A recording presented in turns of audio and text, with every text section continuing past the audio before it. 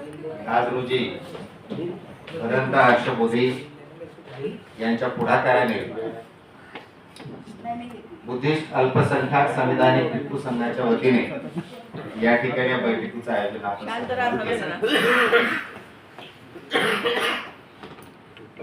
दगडाच्या विटाच्या भेटी होतात, अनेक भिंत उभी राहते, तशा माणसाच्या भेटी होतात आणि संघटन उभा राहते.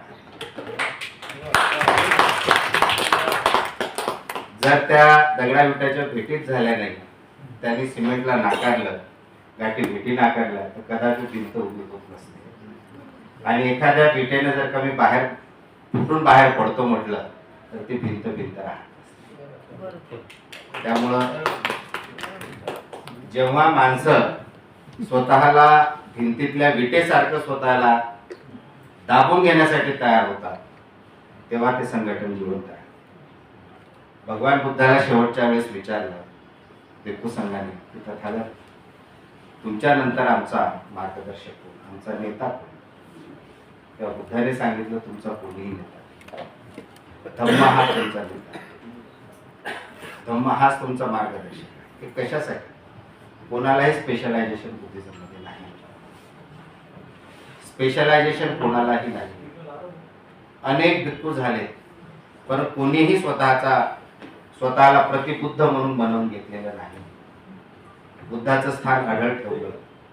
अनेक कार्यकर्ते झाले, पण कोणी स्वतःला बाबासाहेब आंबेडकर बनवून घेतलेलं नाही. आपण अनेकांपैकी एक आहोत ही भावना घेऊन आणि आपल्या गर्वाचा हरण करून, आपल्या अहंकाराचा त्याग करून जोपर्यंत आपण सोबत काम करत नाही, तोपर्यंत आपल्या कोणत्याही चळवळीमध्ये आपण माझ्यापेक्षा सर्व सिनियर लोक आहात, मी निश्चितच आपल्यापेक्षा ज्युनियर आहे आणि एका शासकीय पदावरती काम करतो, तिथे अनेक जबाबदाऱ्यांचं आम्हाला पालन करावं लागतं. त्यामुळं अनेक कंडक्ट्रोल मध्ये असल्या कारणाने फ्रंटवरती येऊन कोणते लढे उभारता आले नाहीत किंवा त्याच्यामध्ये प्रत्यक्ष सहभाग घेता आला. याचा अर्थ असा नाही आम्ही 7व्या वर्गात असल्यापासूनच लढ्यामध्ये आहोत. 7वी शिकत असताना, 6वी शिकत असताना, नामांतरणाच्या आंदोलनापासून, पण शासकीय नोकरीमध्ये आल्याच्या नंतर त्या सगळ्या नियमांचं पालन करावं लागतं. पण एक सामाजिक बैठक आहे, एक धार्मिक विषयाची बैठक आहे. आपण समाजाचे बांधील आहोत, आपली काहीतरी बांधिलकी आहे. ह्या नात्याने पूज्य भदंत हर्ष बोधे यांच्या निमंत्रणावरून इथं येण्याची मला संधी मिळाली. ते खूप मोठी माणसं आहेत, फार मोठे लेबर चळवळीचे इतके मोठे नेते बसून आहेत आपल्या समोर. बघा, फार मोठं नेतृत्व आहे त्यांच्या अंडरमध्ये. हजारो म्हणजे लोकांनी त्यांच्या नेतृत्वात कामं केलेली आहेत, पण आज अनेकापैकी एक म्हणून ते बसून. हा समाज, तुम्ही इस्लाम धर्माचा प्रचार का झाला माहितीये तुम्हाला? अनेक कारणापैकी एक कारण असं होतं की बादशाह असो, की साधारण नेता असो, की साधारण त्यांचा सरदार असो, की सैनिक असो, नमाज पढण्याच्या वेळेस एकाला कोणी मोठं नाही, कोणी छोटं नाही. जिथे समाजाचा प्रश्न येतो सर्व. आता समाजाला दिशा कोण देईल, याच्या पुढचे आंदोलन कोण छेडेल, कोण नेतृत्व करेल, सगळा समाज या गोष्टीची वाट पाहत. तुम्ही हो म्हटलं तरी पाहताय, नाही म्हटलं तरी पाहताय. याच्या पुढे तुम्ही आम्ही काय करावं ह्याबद्दल कोण मार्गदर्शन करेल? कोणीतरी नेत्याने पुढे यावं. आणि तुम्ही जर म्हटलं नवीन कोणी पुढेच येऊ नये, तर नवीन माणसं घडतील कशी, ते बनतील कशी? आणि समाजाने त्यांना संधीच दिली नाही तर ते उभे राहतील कसे? ठीक आहे, ते सफल होतील, ठीक आहे, ते असफल होतील, पण तेवढ्यानं त्यांनी या वेळेत जो काय पाऊल उचललं त्याचं महत्व कमी होतं. यश अपयश काय ठरवतं? आज आपण बोधगया मुक्ती आंदोलनाच्या संदर्भात आलोय. ह्या माय माऊल्यांचं एक फार अंतःकरणाचं नातं असल्या कारणाने त्या एक तास बोला असं म्हटले, पण तितका वेळ तर नाही बोलू शकत. समोरच्या 10 मिनिटांमध्ये 5 मिनिटांमध्ये मी आठवत घेतो या विषयावर. भंतेजीने असा प्रश्न केला की आंदोलन की न्यायालयीन लढाई, या दोन्ही ऑप्शन पैकी एक काय? जेव्हा काळाच्या कसोटीवरती आपल्याला एखादा निर्णय घ्यायचा असतो, तेव्हा आपल्या मार्गदर्शकांनी याच्या आधी काय केले याचा थोडासा आपण आढावा घेतला पाहिजे. एक उदाहरणार्थ, त्या आढाव्यामध्ये आपण बाबासाहेबांनी तर अनेक आंदोलनं केली, पण 2 आंदोलनं फार महत्वाची, काळाराम मंदिर सत्याग्रह आणि 14 तळ्याचा सत्याग्रह. आंदोलनाच्या वेळेची समजा 14 तळ्याचा सत्याग्रह काय पद्धत होती माहिती आहे? नियम असा निघालेला होता, शासकीय परिपत्रक असं होतं की सर्व सार्वजनिक तळी जी आहेत ती सर्वांसाठी खुली आहे, सर्वांसाठी खुली. सगळ्यात अगोदर तुम्हाला नियमावरती बोट ठेवावं. जर तुम्हाला तो नियमच सापडला नाही किंवा त्याच्यावरती बोट कसं ठेवायचं हे समजलं नाही तर समोरचा तुम्ही लढाच नाही उभारू शकत. अलीकडच्या काळात मोठे मोठे आंदोलन छेडल्या जात आहेत आरक्षणाचं उदाहरणार्थ. ते म्हणतात आम्हाला आरक्षण द्या, पण आम्ही आमचं बॅकवर्डनेस जर सिद्ध नाही केलं तर आरक्षण कसं मिळणार? नियमावर बोट ठेवतो. तर बाबासाहेबांनी तो पॉइंट उचलला की जर का ही सार्वजनिक तळे सर्वांसाठी खुली आहे तर मग आमच्यासाठी काय नाही, एक वैधानिक पॉइंट. मग जेव्हा ते त्याच्यावर ते आपला दावा करायला गेलेत, हे आमच्यासाठी पण खुलं आहेत हे तिथं सिद्ध करायला गेले तर ऑब्जेक्शन्स आलेत आणि त्या ठिकाणी जे काही घटना घडायच्या ते आपल्या सर्वांना माहिती. बाबासाहेब त्याच्यानंतर मग ते मोर्चा घेऊनच गेलेत ना, सर्वांना घेऊनच गेलेत. म्हणजे बाबासाहेब हे महान विद्वान पंडित होते, कायद्याचे तज्ज्ञ होते. ते कायद्याची ही लढाई लढत होते एका बाजूनं, दुसऱ्या बाजूने आंदोलन पण करत. तुम्ही फक्त आंदोलनच केलं आणि कायद्याची लढाईच नाही लढले तर ते फेल. आपल्याला दोन्ही दिशेने अनागारिकने काय केलं? अनागारिक धम्मपालांनी आंदोलन छेडलं नाही, अनागारिकने कायद्याची लढाई लढली. 1895 साली त्यांची केस डिस्ट्रिक्ट मॅजिस्ट्रेट पुढे डीएमच्या समोर चालली. त्याच्यानंतर ती केस हायकोर्टामध्ये चालली आणि त्यांनी जे काही आर्ग्युमेंट्स केले समोरच्यांनी ते सगळे पटण्याजोगे, म्हणजे अनागारिकचे आर्ग्युमेंट सगळे पटण्याजोगे होते, परंतु त्यांना अजून जास्त मटेरियल पाहिजे. ही व्यवस्था ती व्यवस्थेवर बोलण्याला भरपूर आहे, टीका करण्यासाठी भरपूर आहे. पण आज आपण काय करू शकतो? आपण किती पाण्यात उभे आहोत, आपण स्वतःची चाचपणी आधी केली. 332 पानाचा तो जजमेंट आहे नियर बाय. अजूनपर्यंत भदंत आपण मला काल जबाबदारी सांगितली की तो ऍक्ट तुम्ही हिंदी किंवा मराठीमध्ये आणा. 1949चा टेम्पल ऍक्ट जो आहे, आणू वेळच भेटत नाही, पण आपण आदेशित केलेला आम्ही जरूर करू. फक्त तो टेम्पल ऍक्ट हिंदी मराठीत आणून चालत नाही, तुम्हाला ते 332 पानाचे पूर्ण अनागारिक धम्मपालची केस हिंदी किंवा मराठीमध्ये आणावं लागणार. त्या संपूर्ण केसचा आपल्या विद्वानांनी आज रोजी आजच्या घडीनं स्टडी करावं लागणार. त्या काळ तिथले जे काही गिर होते त्या अनागारिकच्या अगेन्स्ट मध्ये जे उभे असलेले त्याच्या अगोदरचे जे काही ज्यांचं पोझिशन होतं त्यांनी कोणते मुद्दे मांडले? त्यांनी बुद्धाला सरळ सरळ अवताराच्या सोबत जोडलं. त्याच्या मग बाबासाहेबांनी काय केलं?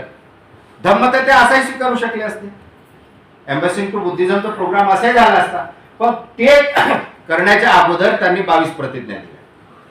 त्या 22 प्रतिज्ञापैकी आपण 2-4च वरच्या लक्षात ठेवतो. मेन काय आहे की हिंदू धर्मातल्या ज्या देवी देवताच्या कॉन्टॅक्टमुळे आपण त्या हिंदू धर्मासोबत जोडल्या गेलेल्या आहोत, पहिल्यांदा ते कॉन्टॅक्ट तोडलेत नाही. जर का ते कॉन्टॅक्ट तोडले नाही नसते तर आपण आजही सेक्ट ऑफ हिंदुझम राहिलो असतो. अजूनही कॉन्स्टिट्यूशन मध्ये सेक्ट ऑफ हिंदुझम असाच आहे उल्लेख बुद्धिझमचा. तर बुद्धिझमला सगळ्यात अगोदर त्यांनी रिलिजियसली देवी देवतांपासून तुम्हाला तोडून त्यांच्यापासून पहिल्यांदा वेगळं केलं. कारण 9व्या अवतारामध्ये भगवान बुद्धाला त्यांनी ऍडजस्ट केलेलं होतं, त्या अवतार गंगेतून त्यांना बाहेर काढायचं होतं. त्याच्यामुळे त्या 22 प्रतिज्ञा लक्षात घ्या. याचा संबंध थेट तर टेम्पल केसशी आहे. नाहीतर गिरी त्यावेळी ते जिंकलेच नसते. अनागारिकची बांधणी काही ती कच्ची नव्हती. तोही श्रीलंकेतून आला महाविद्वान पंडित होता, त्याने ते काही सपोर्ट मिळवला होता. पण एक गोष्ट त्यांना सपोर्ट होतो, ब्रिटिश गव्हर्नमेंट होतं ते निष्पक्षरित्या पाहत होते. ही ब्रिटिशांची जी निष्पक्षता आहे, ही निष्पक्षता अनागारिकच्या बरीच पथ्यावर पडली म्हणून खूप लांब केस चालली. खूप मोठा दस्तावेज तयार झालेला आहे, तो काही साधारण दस्तावेज नाही. दुसरी गोष्ट होती म्हणजे जर का बाबासाहेबांनी आपल्या व्हॅल्यूम्स मध्ये ज्या पद्धतीनं त्या 9व्या अवताराचे खंडन केलेलं आहे, भगवान बुद्धाला ज्या अवताराच्या लिस्टमध्ये टाकलेलं बाबासाहेब त्याचं खंडन केलं, हे खंडन जर का त्या अनागारिकच्या काळामध्ये अस्तित्वात असतं किंवा बाबासाहेब जर अनागारिकच्या आधी होऊन गेले असते तर अनागारिक धम्मपालांचं काम सोपं झालं असतं. त्यांना ते कोर्टामध्ये आर्ग्युमेंट करणं शक्य झालं असतं की जे आज रोजी आपल्याला शक्य आहे. आपण कायद्याला पकडा, नियमाला पकडा. तेरे सीने में नहीं तो मेरे सीने में सही, मेरे सीने में नहीं तो तेरे सीने में सही. हो कहीं भी आग लेकिन लगनी चाहिए. सिर्फ हंगामा खड़ा कर देना मकसद नहीं होना. कोशिश ये कि सूरत बदलनी है. क्रेडिट कोणी घेऊन ना, ज्याला समोर येऊन सगळ्यांना सोबत घेऊन चालायचं असेल.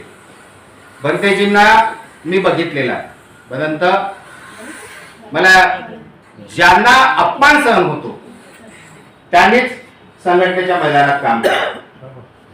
मी बनतेजींना इतका अपमान सहन करताना बघितलेला आहे, इतका ज्यांनी म्हणजे ज्यांना त्याने डोक्यात घेऊन नाचले किंवा ज्यांना मान सन्मान दिला त्यांनी त्यांच्या स्टेजवर त्यांना अपमानित करताना आम्ही बघितलेला आहे.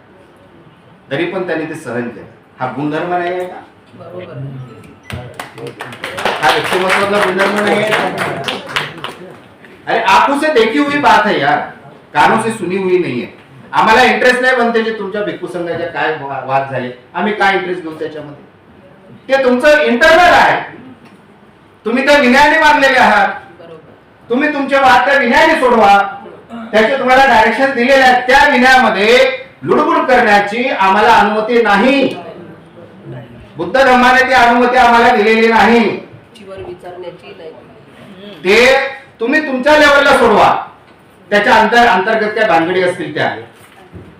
परंतु काळ चालत असताना, काळ बदलत असताना बुद्धिमान लोक सगळंच निरीक्षण करत असतात हे विसरू नका. सर्वच निरीक्षण करत असतात, सर्वांचंच करतात. तुम्ही माझं करत आहात तर मी तुमचं करत आहे. हे सगळं चालत असतं, हे सगळं घडत असतं. मग आज रोजी आपल्याला आपण जर का फक्त रोड फाईट केली किंवा फक्त आंदोलन केलं आणि आपले ड्राफ्टिंग जर का कच्चे राहिले सुप्रीम कोर्टामधले तरी सुद्धा आपल्याला यश मिळू शकत नाही. म्हणून माझं असं म्हणणं आहे की आणि बाबासाहेबांची तिसरी एक पद्धत होती. एका बाजूने कायद्याची लढाई लढणे, दुसऱ्या बाजूने आंदोलन छेडणे. बरोबर आहे. आंदोलन छेडण्याचं दुसरं कारण काय असतं? मागणी आहे हे सरकारला दिसलं पाहिजे. मागणी आहे, जनतेतून मागणी आहे हे गव्हर्नमेंटला दिसलं पाहिजे.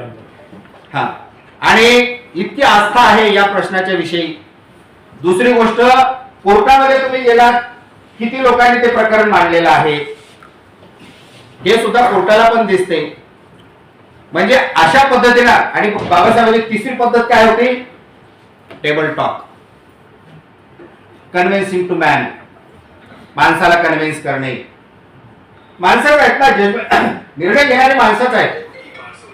एका बाजूला आंदोलन छेडणे, कायद्याची लढाई लढणे, त्याच्यासोबत त्या अधिकारी वर्गासोबत टॉक सुद्धा करायचे, वरिष्ठ वर्गासोबत. तिथे नियमाने आणि मानवतेच्या आव्हान करून, त्याच्या विवेकाला आव्हान करून, त्याच्या अंतर्गतला मानवतावाद जागा करून त्याला आपलं मत मान्य करण्यासाठी तयार करायचं. सायकोलॉजी आहे सगळी. कास्टिझम सुद्धा एक मानसिक लहर आहे, त्याच्या पलीकडे काहीच नाही आहे. सगळ्यांचं रेसियली, ब्लडी वगैरे वगैरे काहीच नाही. सगळे 4 घटक पदार्थाचे सगळे माणसं बनलेले. पण जातीवाद काय आहे? मानसिक लहर आहे. हे बाबासाहेबांनी त्या 3 पद्धतीने. आणि आपण जर का म्हटलं म्हणते जे आपण कोणाशी टॉकच करू नका, तर कसं जमेल? तुम्हाला टॉक करावंच लागेल. बुद्ध अंगुलीमालच्या गुहेपर्यंत गेले होते. वाघाच्या सारखा तो एखाद्या गुफेत राहत, टॉक केला त्याच्यासोबत. बुद्ध तिथपर्यंत गेलेच नसते तर कन्व्हर्शन झालंच नसतं. करावं लागेल, तुम्हाला धाडस करावं लागेल. आणि भंतेजी आपल्या नेतृत्वामध्ये तो धाडसाचा गुणधर्म आहे. आणि सगळेच माणसं काय तुम्ही काय जन्मले उद्या बुद्ध व्हा असं म्हणलं जमणार आहे? आज चिवर घेतलं, उद्या तुम्ही बुद्ध झालेच पाहिजे तरच तुमचं चिवर कर. काय अर्थ आहे त्या गोष्टी? टप्प्याटप्प्याने आपण चाललं पाहिजे. आपण सगळेजण एकमेकाच्या चांगल्या गोष्टीवरती चर्चा करूया याच्या पुढे, असा एक प्रणत आहे. एकमेकाच्या चांगल्या गोष्टीवरती आपण चर्चा करू. आणि असं आजच्या घडीला आपल्याला त्या पदावरती कोणत्या पक्षाचे लोक आहेत, कोणत्या जाती धर्माचे आहेत, हा मुद्दा आलायला करा.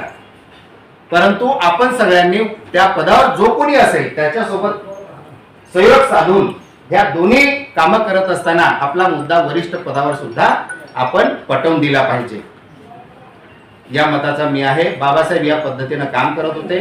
तुम्ही माझ्यापेक्षा सर्व लोक फार अनुभवी आहात, खूप चांगले कार्यकर्ते आहात. आपण एका समाजाचे, एका धर्माचे लोक आहोत.